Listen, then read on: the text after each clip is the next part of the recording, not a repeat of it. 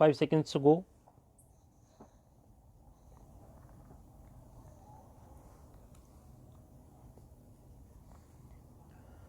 Start. Now I come to this governing clause which I just referred to with regard to the second 5-year plan, namely that the second 5-year plan should be based on the physical needs of the people. You will remember that yesterday the President also emphasized the necessity for basing planning on the people's physical needs. Our first 5-year plan was based on the data and the material we had at our disposal, as well as on things that were actually being done at the time. Take these big river valley schemes. All these things were done at the time, and we had no choice but to continue them. We had to accept what had been done. Of course, we added one or two new schemes and rearranged the priorities.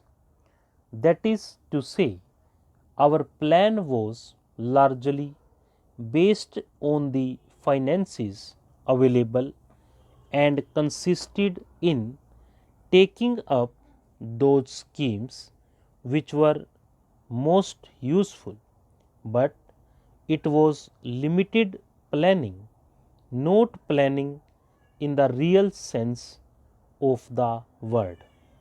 The conception of planning today is not to think of the money we have and then to divide it up in the various schemes, but to measure the physical needs, that is to say, how much of food and people want, how much of clothes they want, how much of housing they want, how much of education they want, how much of health services they want, how much of work and employment they want, and so on. We calculate all these and then decide what everyone in India should have of these things. Once we do that, we can set about increasing production and fulfilling these needs. It is not a simple matter because in calculating the needs of the people, we have to calculate on the basis not only of an increasing population but of increasing needs. I shall give you an instance. Let us take sugar. Our people now consume much more sugar than they used to, with the result that our calculations about sugar production went wrong. Now, why do they eat more sugar? Evidently, because they are better off. If a man getting 100 rupees finds his income increased to 150, he will eat more sugar, buy more cloth, and so on.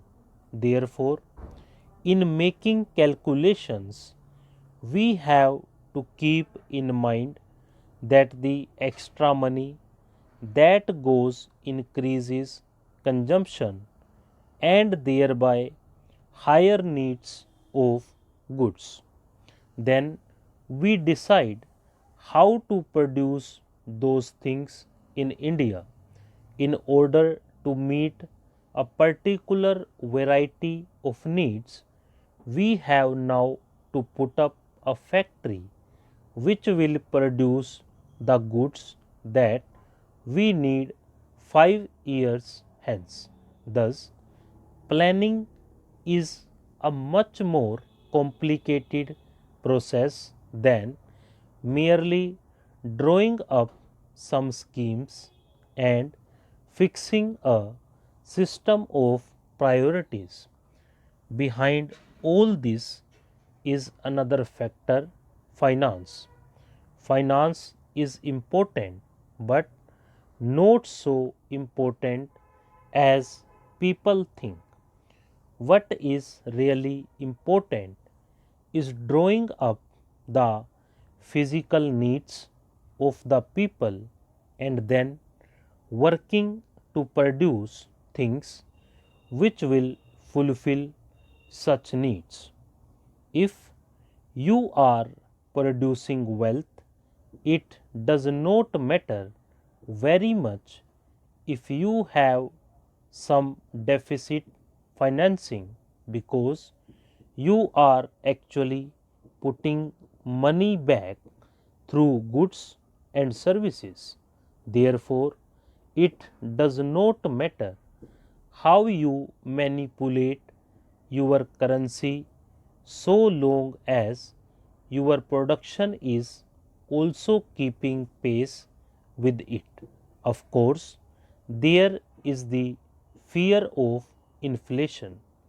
We must avoid it, but there is no such fear at present in India. On the other hand, there is deflation. Nevertheless, we have to guard against inflation. We have to produce the equivalent of the money pumped in. Sometimes there is a gap between investment and production when inflation sets in. For example, let us say we put in 100 crores of rupees in a river valley scheme which takes 7 or 8 years to build. During the years it is being built, we get nothing out of it but expenditure. This can be balanced in cottage industries in which the gap in time is not large. The additional money that you have put in is not locked up for long.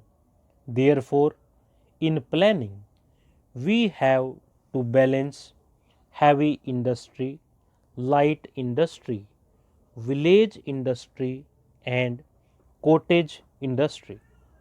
We want heavy industry because without it, we can never really be an independent country. Light industry too has become essential for us. So has cottage industry. I am putting forward this argument not from the Gandhian ideal but because it is essential in order to balance heavy industry and to prevent the big gap between the pumping in of money and production. But production is not all. A man works and produces something because he expects others to consume what he produces. If there is no consumption, he stops production. Therefore, whether it is a factory or a cottage unit, consumption of what is produced should be taken care of. Mass production inevitably involves mass consumption, which in turn involves many other factors, chiefly the purchasing power of the consumer. Therefore, planning must take note of the need to provide more purchasing power to. Stop.